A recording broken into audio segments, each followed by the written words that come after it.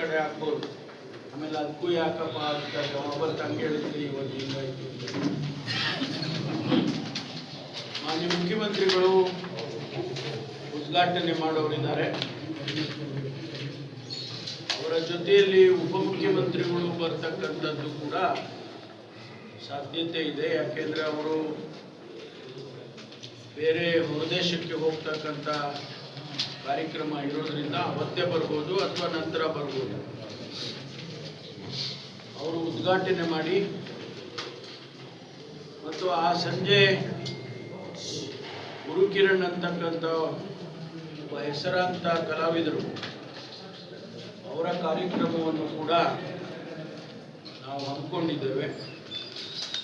ಇಡೀ ಜಿಲ್ಲೆಯ ವಿದ್ಯಾರ್ಥಿನಿಯರು, ಕ್ರೀಡಾಸಕ್ತರು, ಕ್ರೀಡಾಭಿಮಾನಿಗಳು, ಕ್ರೀಡಾಪಟುಗಳು ಎಲ್ಲರೂ ಕೂಡ ಭಾಗವಹಿಸಿದ್ದಾರೆ. ಸುಮಾರು 27 ಕ್ರೀಡೆಗಳು ಈ ಒಂದು ಕ್ರೀಡಾಕೂಟದಲ್ಲಿ ನಡೆಯುತ್ತವೆ. ಅದರಲ್ಲಿ 5 ಕ್ರೀಡೆಗಳು ಬೆಂಗಳೂರಿನಲ್ಲಿ ನಡೀಬೇಕಾಗ್ತದೆ.